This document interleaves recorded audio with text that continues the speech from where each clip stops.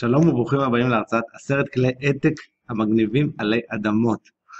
אז EdTech זה טכנולוגיה חינוכית, ומה שאנחנו רוצים להראות בהרצאה הזאת זה לאו דווקא את הטכנולוגיה הכי חדשנית או את הדברים הכי עתידניים, כמו virtual reality ו-augmented reality וכל מיני דברים שצריך בשבילם מכשירים מיוחדים, או טכנולוגיה שעדיין לא מפותחת, אלא כלים שאתם יכולים לקחת כאן והיום ולהשתמש בהם מחר בכיתה שלכם. רוב הכלים שאנחנו מציגים הם חינמים לגמרי, חלקם ברמה מסוימת הם חינמים ובתשלום נוסף, אבל מה שמיוחד בכלים האלה זה שכלים שמיועדים למורים, לתלמידים, לבתי ספר, ואפשר להשתמש בהם כאן ועכשיו, ולשדרג את הלמידה ואת ההוראה שלכם. אז בעצם ההרצאה הזאת נקראת 10 כלי EdTech המגניבים עלי אדמות, אנחנו נציג פה הרבה יותר מ10 כלים, יש פה בעצם 10 קבוצות של כלים. אם אתם רוצים לראות את המצגת הזאת, אתם יכולים להסתכל בקישור שמופיע פה בתחתית השקופית, bit.ly/edtech10 ובעצם בואו נזכור במהירות את 10 הקבוצות שלנו, ואז נתחיל לצלול לתוכן. הקבוצה הראשונה היא כלים שמאפשרים לנו לתרגל בקלות, לנו או לתלמידים שלנו, למידה עצמית, כרטיסיות למידה. הקבוצה השנייה, כלים שמאפשרים לנו לקבל פידבק מהתלמידים שלנו בזמן השיעור, לדעת מה מידת ההבנה שלהם, מה דעתם על נושאים מסוימים, כמה הם למדו וכו'. הכלי השלישי הוא כלים של תקשורת בין תלמידים ומורים והורים, גם לא בזמן השיעור. הכלי הרביעי הוא כלי שעוקב אחרי תהליכי למידה ולאו דווקא אחרי תוצרים, כלומר כדי לדעת איך התלמיד לומד ומה הוא עושה, אתה לא צריך לחכות למבחן או להגשת העבודה, אתה יכול לעקוב אחרי התהליך עצמו. כלים שמיועדים לכיתה הפוכה. כלים שמאפשרים למידה שיתופית או יצירה שיתופית. כלים שמאפשרים למורים לשתף בקלות את חומרי הלמידה שלהם. קבוצה נוספת היא כלים שמאפשרים למורים לתת פידבק לתלמידים שלהם בזמן השיעור או אחרי השיעור. כלי הערכה לכלים ליצירה או לבדיקה של מבחנים דיגיטליים ומודפסים. וגיימינג, שילוב משחקים דיגיטליים בחינוך. אז בואו נתחיל. 10 כלי EdTech המגניבים עלי אדמות. ובכן, קבוצת הכלים הראשונה היא כלים שמאפשרים לנו לתרגל בקלות. באמצעות הכלים האלה אנחנו יכולים ליצור לעצמנו רשימה של שאלות ותשובות שאנחנו יכולים לשנן אותם, לתרגל אותם. את השאלונים האלה אנחנו יכולים ליצור בשביל עצמנו, בשביל חברינו לכיתה, בשביל התלמידים שלנו, ולתרגל אותם במחשב, בטלפון, בזמננו החופשי, וכמה פעמים שבא לנו, עד שאנחנו מצליחים ללמוד אותם.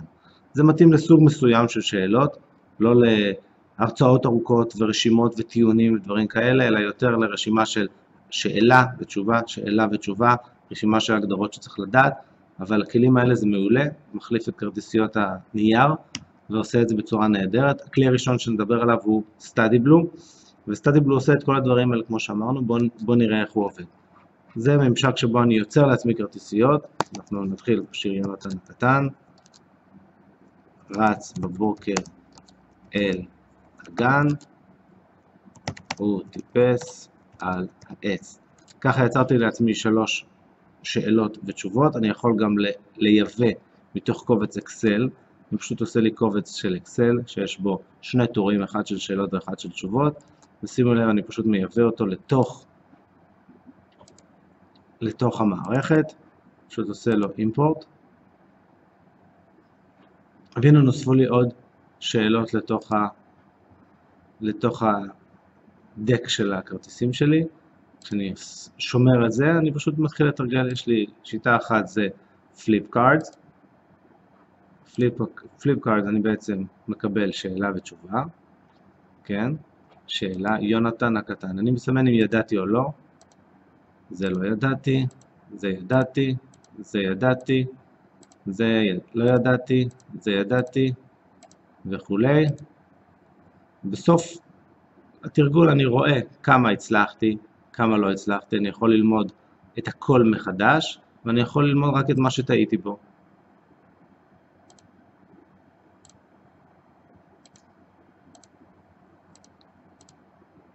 וזה התרגול השני שלי, למדתי רק את מה שהייתי חלש בו, ואני יכול לראות את התוצאות שלי וגם את ההתקדמות שלי מתרגול לתרגול. זאת שיטה אחת, אני יכול גם ליצור לעצמי מתוך השאלות והתשובות שאלון אמריקאי, שפשוט בוחר מתוך התשובות של שאלות האחרות, שאלות נכון לא נכון, שאלות אשלם את המילים, קצת צולע בעברית הקטע הזה, כי הוא משמאל לימין, אבל אני יכול לראות פה במה טעיתי ומה צדקתי וכולי, ולקבל ציון ולראות את מידת ההתקדמות שלי בחומר. והצורה האחרונה שהוא מציג את זה, זה פשוט בצורה של דף חזרה, שאני יכול כמובן להדפיס אותו וללמוד אותו. זהו StudyBlue. הכלי השני הוא Quizlet. Quizlet עושה את הדברים בצורה מאוד דומה, הוא מאוד מתאים ללמידה של שפות. אז בוא נראה. אני יכול לראות גם ללמוד בצורה של כרטיסיות למידה, יונתן הקטן, ולהתקדם מעלה. כן, כאן אתם רואים, אני לא יכול לסמן לעצמי מה ידעתי ומה לא.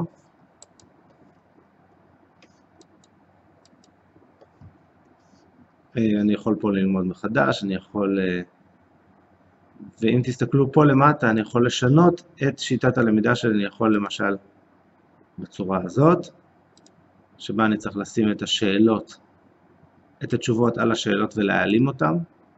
אוי ואבוי לו לשובב, אפרוחים חיפש, ואני צריך להעלים את השאלות והתשובות. יש לי עוד שיטה של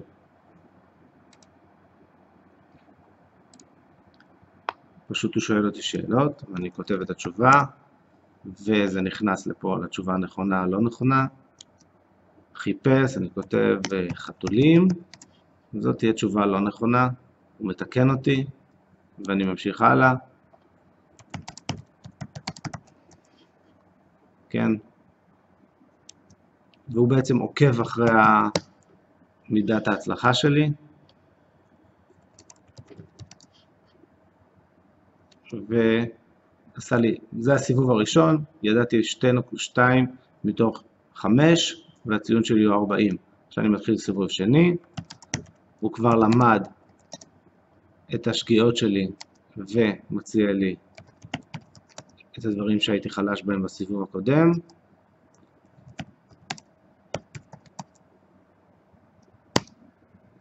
וזה הסיבוב השני, והסיבוב השלישי, נעשה הכל לא נכון.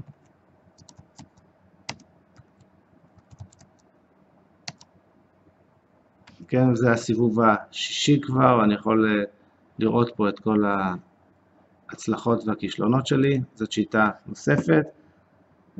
פלאש קארדס ראינו, ספייס רייס, מאוד נחמד. השאלות מופיעות לי, ועד שהן נעלמות מהמסך אני צריך לכתוב את הפתרון.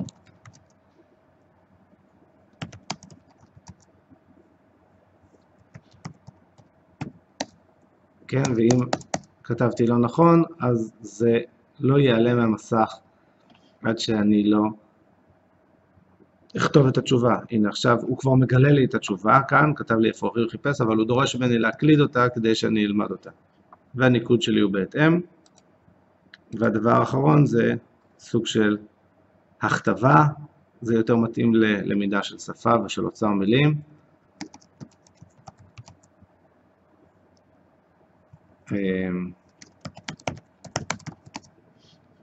וכולי.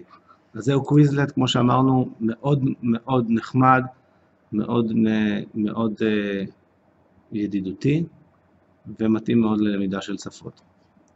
אז זאת הייתה קבוצת הכלים הראשונה שלנו, שעוסקת בלתרגל בקלות. קבוצת הכלים השנייה היא כלים שמאפשרים לנו לקבל פידבק מהתלמידים שלנו בזמן השיעור. תלמידים מתחברים הדיווייסים שלהם לקוד השיעור או ללינק ששלחנו להם, ועונים על שאלונים, סקרים, פעילויות מסוגים שונים, ואנחנו מאפשרים להם לענות עליהם ולראות את התוצאות על גבי הלוח. אז הכלי הראשון שאנחנו בחרנו להראות זה נירפוד. נירפוד הוא כלי שמאפשר בעצם להראות מצגת אינטראקטיבית לתלמידים בזמן אמת, לשדר לתלמידים את השקופית שאתם נמצאים בה, ולהכניס לתוכה פעילויות מסוגים שונים. אז כך נראה ממשק בניית המצגות של נירפוד. אני יכול להכניס לפה תוכן כלשהו, התוכן יכול להיות שקופית שאני בונה בתוך המצגת, ואני יכול כמובן לייבא לתוכה תמונות משירותים שונים, וידאו ואודיו. מה שמיוחד בנירפוד זה שאפשר להכניס לתוך המצגת שלנו לא רק תוכן, אלא גם אפשר להכניס לתוכו פעילויות. ופעילויות הן מאוד מגוונות. אני יכול להכניס שאלה פתוחה, שבה התלמידים, כשמגיעים לשקופית הזאת, נדרשים לתת תשובה. אני יכול להכניס סקר או בוחן, שזה בעצם שני סוגים של שאלות אמריקאיות. ההבדל ביניהם זה בבוחן יש תשובה נכונה, ובסקר זה רק לראות מה כל אחד אומר. וצורה נהדרת של פעילות שאני מאוד אוהב, נקראת Draw It, שזה בעצם משימה שהתשובה שהתלמידים נותנים אליה היא ציור.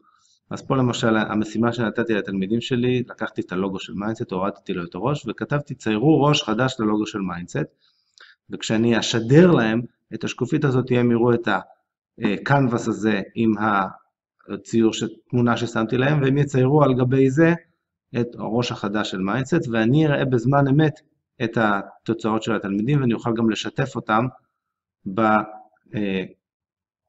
בציורים ששאר התלמידים ציירו. אז אלה סוגי הפעילויות, יש פה עוד סוגים של פעילויות,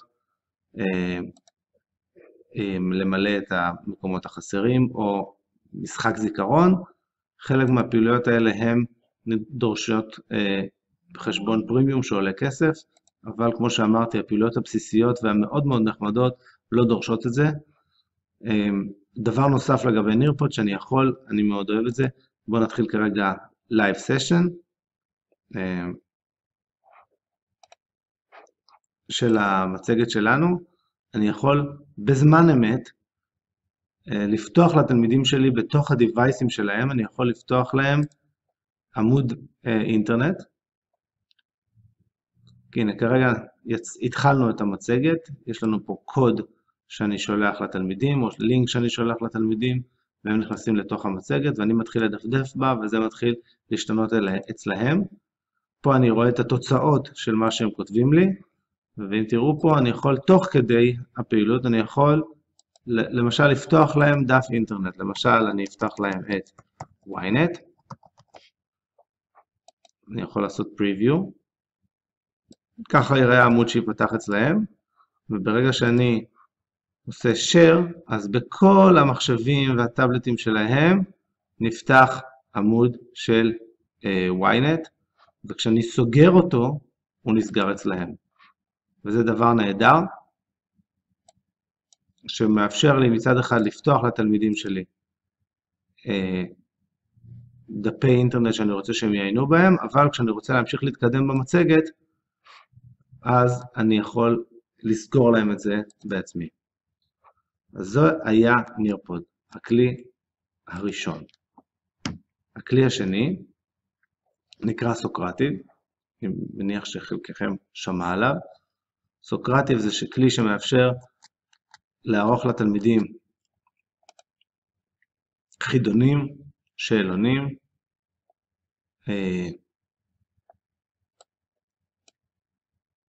ומבחנים קטנים. מאוד ממליץ עליו. אפשר לעשות פה תחרות בין קבוצות שעונות כולם מהמכשירים שלהם, ועושים תחרות מי עונה נכון על כמה שיותר תשובות נכונות. מה שאני רוצה עכשיו להראות לכם זה תכונה מאוד נחמדה שגיליתי בנירפוד. אם אני לוחץ על Quick Questions, שאלה מהירה, ואני אומר Short Answer, אני יכול לשלוח לתלמידים שלי בזמן אמת, אני יכול לשלוח להם, למשל פה, אנחנו רואים פה מצד שמאל, אנחנו רואים את ממשק המורה, מצד ימין אנחנו רואים מה שהתלמיד רואה. ואני שאלתי אותם, תנו רעיונות למסיבת חנוכה. ולמשל, אם אני אכתוב פה מסיבת תחפושות, זה יופיע אצל המורה. מה שמעניין זה שאפשר לעשות בסוג הזה של השאלה, המורה נגיד רואה את התשובות שהתקבלו מהתלמידים, נגיד שהוא מחליט להוריד אחת מהם מסיבות שונות, אז הוא יכול למחוק, ומה שהכי מגניב זה שהוא יכול כרגע את 4 התשובות שהתקבלו, להפוך אותם לסקר. יש לו פה כפתור שנקרא Start Vote, בעצם הופך אותם לסקר, Start a Vote, Yes. עכשיו תסתכלו אצל התלמיד עכשיו, מתקבלות 4 התשובות, והתלמיד בעצם יכול להצביע על האפשרות שמוצאת חן בעיניו למסיבת חנוכה, ואנחנו נראה פה את התוצאות, וזה שימוש נהדר בשאלה פתוחה, שאחרי זה הופכת להיות שאלה אמריקאית על פי התשובות שהתקבלו. זה היה נירפוד. סליחה, זה היה סוקרטי. זה הכלי השני. זה היה הכלי השני מתוך הקבוצה שראינו, של קבלת פידבק, והכלי השלישי נקרא מנטימטר. מה זה מנטימטר? זה בעצם כלי שמאפשר לנו לתת לתלמידים שאלונים, סקרים, משימות מסוגים שונים, ומה שמייחד אותו על פני כלים אחרים זה הדרך שבה הוא מציג את התוצאות בצורה מרהיבה ויפה ונקייה, ומצד שני גם נותנת לנו הרבה מאוד דאטה שאנחנו יכולים להשתמש בו. אז בואו נראה סוגים שונים של שאלות, מאוד מאוד מעניין. אז הסוג הראשון הוא סקלות.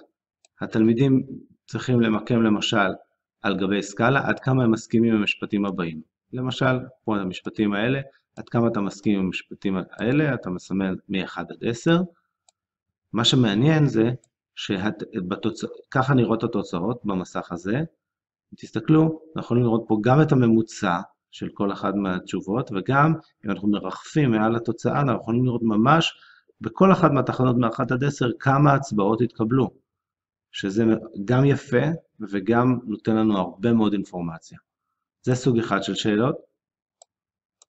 סוג נוסף של שאלות הוא חלוקה ל-100. למשל, תקציב המדינה הוא 100 מיליארד ש"ח, איך הייתם מחלקים את התקציב בין המשרדים השונים? התלמיד יכול פה לחלק את תקציב המדינה, אם הוא מגיע ל-100 הוא צריך להוריד ממקום אחד ולהוסיף במקום אחר. אז בואו אנחנו נגיד שזה החלוקה שלנו. הוא אומר לנו, אם לא השתמשנו בכל 100 נקודות, אז בואו נשתמש בעוד 10 נקודות, ונשלח את התוצאה. התוצאה פה משתנה, כן? וגם הדירוג פה בין הערכים משתנה על פי ההצבעות של כולם.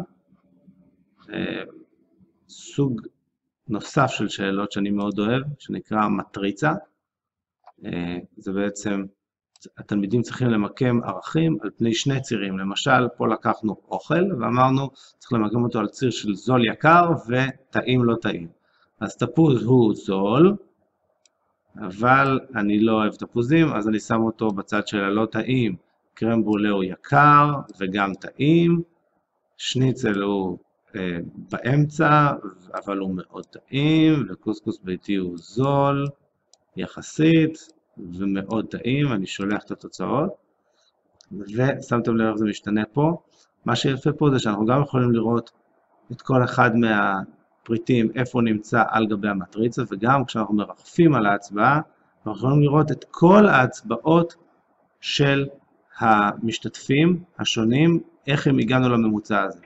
אז כרגע זה נראה מאוד ממוצע, אבל זה בגלל שאנשים הצביעו דברים מאוד קיצוניים ומאזנים אחד את השני, ולכן זה צורה מאוד מעניינת להציג את הדברים. אז זה היה מנטימטר,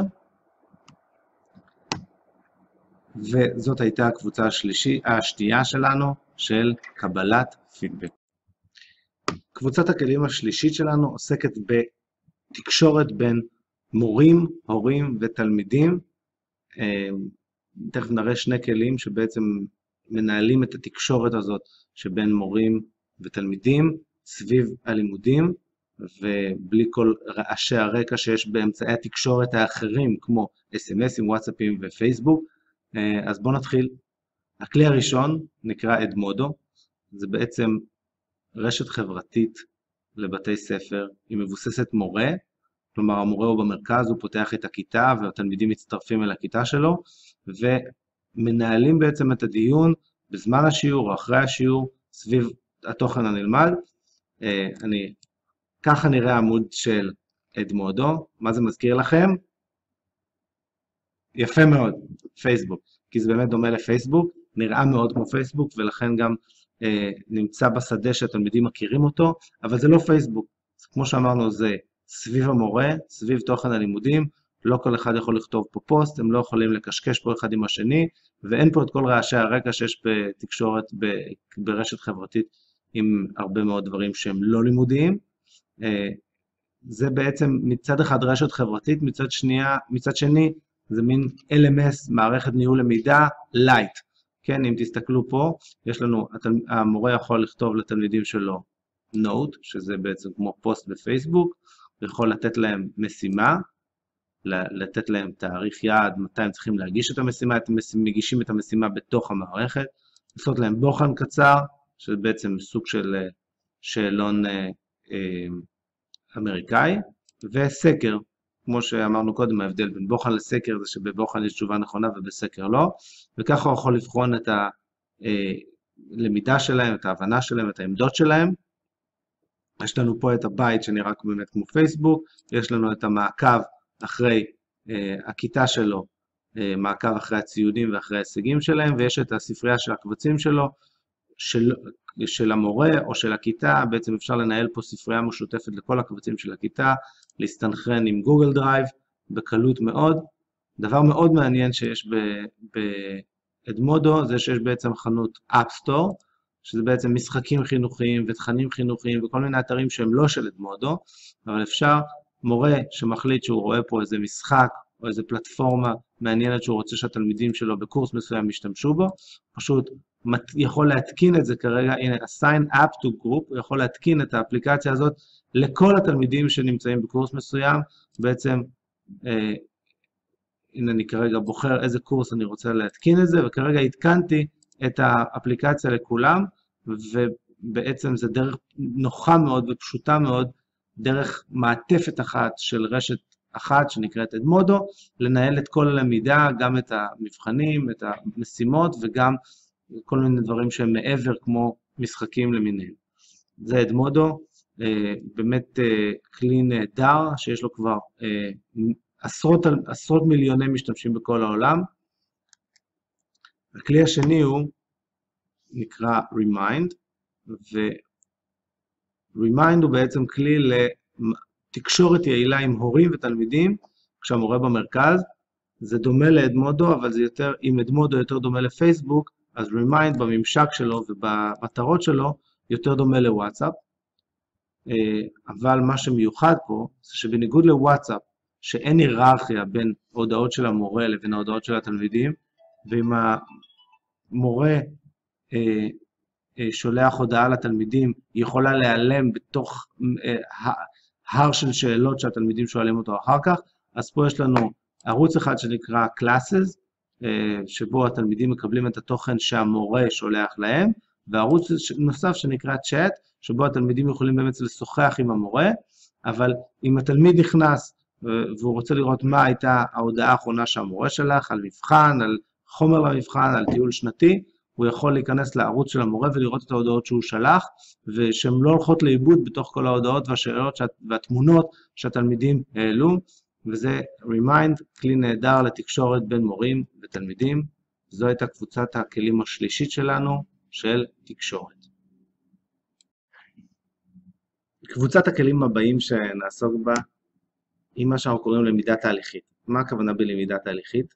הכוונה היא במעקב אחרי תהליכי למידה ולא רק אחרי תוצאות של למידה. הרבה פעמים אנחנו מלמדים במשך כמה שבועות או חודשים, ואת מידת ההבנה או את סגנון הלמידה או את הקשיים והחוזקות של כל תלמיד אנחנו מגלים רק כשמגיע המבחן או כשמוגשת העבודה. שני כלים שאנחנו נראה עכשיו זה בעצם כלים שמאפשרים לכם לעקוב אחרי התהליך ולא אחרי התוצאה. בואו נראה איך זה נראה. סייטלייטר, כלי מדהים. באמת, שמה שהוא עושה זה בעצם, הוא כלי נהדר לתלמידים, וכלי מצוין למורים. אז בואו נראה את הוידאו הקצר, שסייטלייטר, בעצם מה שהוא נותן לתלמידים, זה כלי, נחזור לכאן, זה בעצם תוסף קטן שיושב להם על הדפדפן, כשהם עושים עבודה שהמטרה בה היא לאסוף טקסטים, אז כל טקסט שהם מסמנים, אתם יכולים לראות, נוצר פה, הם מסמנים טקסט, והם עושים לו capture, כלומר ללכוד את הטקסט הזה, המערכת מזהה מיד את המקור, את המחבר, את התאריך, את כל הדברים המעצבנים והקטנים והמנג'זים קצת שצריך לכתוב עבודה, את כל הפריטים הביבליוגרפיים הם נותנים לו, והם שומרים לו אותם באיזושהי אוגדן של כל המקורות שהוא אסף במהלך הלמידה. אחרי זה, התלמיד בעצם נכנס לתוך אוגדן הלמידה שלו, ומתוך כל מה שהוא אסף, הוא יכול להתחיל לכתוב את העבודה. בעצם הוא יכול לייצא את הכל לוורד, לקבל את כל הטקסטים שהוא אסף, כולל ההפניות הביבליוגרפית שלהם, הוא יכול לקחת את זה לגוגל דוקס, לגוגל דרייב, ושם יש לו בעצם סרגל עם כל המקורות שלו, הוא יכול פשוט לגרור אותם לתוך העבודה שלו, והכל בצורה מאוד מאוד פשוטה, קלה ונוחה, ובעצם הוא יכול להשקיע את הזמן בלמידה, ובקריאה, ובכתיבה, ולא בכל מיני מנהלות ובירוקרטיה של כתיבה ביבליוגרפית. אבל החלק המדהים באמת בכלי הזה, זה מה שהוא מאפשר למורה. בואו נצפה ביחד בווידאו שמדגים את זה.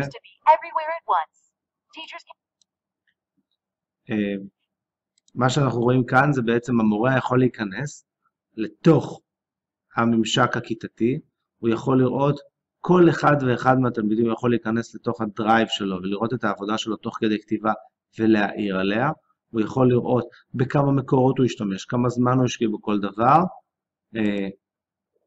והוא יכול לראות את כל המקורות שכל אחד מהם אסף ולהעיר לו, המקור הזה אני חושב שהוא יותר אמין, המקור הזה הוא בעייתי, המקור הזה מחזק את הטענה שלך וכו'. ויש דבר מעניין במיוחד, זה מה שהם קוראים cognitive print, טביעת הרגל הקוגניטיבית, בעצם מה שהם עשו זה לקחו ציר זמן והציבו עליו את הפעולות שכל אחד מהתלמידים עשה. והפעולות שהם עשו זה ללכוד, להעיר, לארגן מחדש את החומר ולכתוב, ובעצם התלמיד והמורה יכולים לראות בזמן אמת איך נראה תהליך הלמידה של התלמיד. האם הוא קודם כותב, קודם אוסף את כל החומרים ואז מתחיל לארגן אותם ולכתוב, או שקודם הוא לוחד מקור, ישר מכניס אותו לעבודה וכו'. אין פה תשובה נכונה ולא נכונה, אבל יש פה בהחלט אפשר לראות מה סגנון הלמידה של התלמיד ומה סגנון החקר של התלמיד, והמורה יכול לנהל איתו שיחה על התהליך שהוא עובר בזמן הלמידה. אני אומר שיחה, ולא, כיוון שאנחנו טוענים שזה לא כלי שמיועד לריגול אחרי התלמידים, אלא לשיחה עם התלמידים אחרי תהליך החקר שלהם, תוך כדי כתיבת העבודה ולא רק בסופה.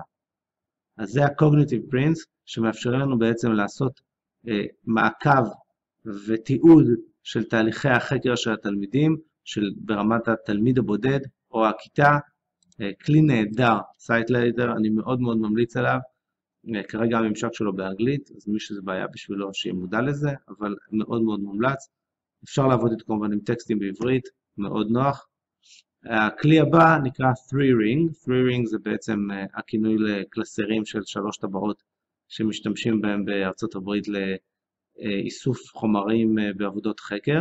מה ש3Ring עושה זה בעצם הוא מתעד את כל תהליך הלמידה של התלמיד שמתבצע בזמן השיעור, לא רק של המבחנים והעבודות שהוא מגיש, אלא שכל מה שקורה בכיתה. תלמיד עשה מצגת יפה, יש דרך לתעד את זה ולרשום את זה ולציינן את זה בזמן אמת. תלמיד עשה הרצאה יפה, נתן טיעון מעניין, אפשר לתעד את הכל, גם תיעוד קבוצתי וגם תיעוד אישי. בעצם המורה מסתובב עם הטאבלט שלו, או עם הטלפון שלו, וממש מצלם וידאוים וסאונד ותמונות של הדברים שהתלמידים עשו, יכול לסמן על כל אחד מהפרויקטים האלה מי מהתלמידים משתתף בו, כלומר גם עם עבודה קבוצתית, ובעצם מה שהוא מקבל זה בעצם יומן למידה של כל מה שקורה בכיתה, לא רק בזמן השיעורי בית ומבחנים, אלא כל מה שקורה בכיתה כל הזמן, בעצם נותן לנו דרך להעריך בצורה מלאה יותר ומשמעותית יותר את ההישגים הלימודיים של התלמיד. ואלה היו שני כלים של הקבוצה הרביעית, למידה תהליכית. ועכשיו, אחרי שגמרנו את קבוצת הכלים הרביעית, אנחנו עוברים לקבוצת הכלים החמישית. אם שמתם לב, עברתי מקום, הגעתי הביתה. והקבוצה החמישית היא כלים לכיתה הפוכה. אני מניח שלא צריך להסביר לכם מה זה כיתה הפוכה, אבל בגדול כיתה הפוכה זה שהלמידה הראשונית של החומר מתבצעת מחוץ לכיתה לפני השיעור, בדרך כלל באמצעות וידאו או כל כלי אחר שבאמצעותו התלמיד צורך את התוכן בפעם הראשונה, יכול לראות אותו כמה פעמים שהוא רוצה, ללמוד את זה בקצב שלו, וכשהוא מגיע לכיתה הוא כבר מגיע עם הלמידה הראשונית של הידע, ובעצם המורה מתרגל איתו, עונה על השאלות שלו, וממשיך מהנקודה שבה התלמיד הגיע לפני השיעור. בדרך כלל אנחנו מדברים על שימוש בווידאו, למשל שמורה מקליט את עצמו, או שמורה משתמש בווידאו מיוטיוב, אבל איך באמת הופכים את הצפייה הזאת בווידאו למשהו שיכול להפוך, לוודא שכל התלמידים באמת קראו, ראו, צפו בכל הקטע מההתחלה עד הסוף, והבינו אותו כמו שצריך. ובשביל זה יש לנו כל מיני כלים. הכלי שאני בחרתי להציג זה אדוקנון, אבל אתם יכולים גם כמובן להשתמש בכלי שאנחנו משתמשים בו כרגע, כדי לראות את ההרצאה הזאת, הוא נקרא זאפשן, וכל הכלים האלה בעצם מה שהם עושים זה שהם לוקחים וידאו מכל מיני מקורות ברשת, או וידאו שאתם מעלים, ואתה יכול גם לחתוך אותו, לקצר אותו, ואתה גם יכול להכניס לתוכו פעילויות כמו שאלות, הבנה, שאלות אמריקאיות, שאלות של עמדה. בקיצור, להכניס לתוך הוידאו שאלות, אתם יכולים גם למנוע מהתלמידים לדלג קדימה, או זה, אתם יכולים לשים להם שאלה בסוף המבחן שהם לא יכולים להגיע, בסוף הוידאו שהם לא יכולים להגיע אליו בלי שהם צפו בכל הוידאו, וככה אתם בעצם מוודאים את הלמידה שלהם, ויכולים להפוך את הצפייה בוידאו למשהו שהוא באמת תהליך של למידה, וגם שיש לכם הערכה על הלמידה הזאת, אתם יכולים גם לבדוק כמה הם הבינו ומה הם הבינו, וכמה הוידאו היה מוצלח. זה כלי אחד, אדוקנון. הכלי השני נקרא רוג'ום. מה שרוג'ום עושה הוא בעצם, אני אזהיר ואומר שרוג'ום היום הוא לא חינמי, אבל הוא כלי נהדר בשביל ליצור בעצם מגזין שמורכב מדפי אינטרנט שיש לו התחלה, אמצע וסוף. כמו שאתם רואים כאן, יש את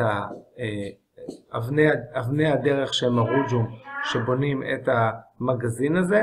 בעצם אתם מכוונים את התלמידים שלכם מהתחלה ועד סוף לתהליך של למידה מבוקר, מתוכנן, והכל מורכב מדפי אינטרנט שאתם מוצאים להם, במקום לתת להם ערימה של לינקים, אתם בעצם יוצרים להם מגזין חי, שכל דפי האינטרנט בתוכו חיים ונושמים, ואתם פשוט מובילים אותם בתוך התהליך הזה.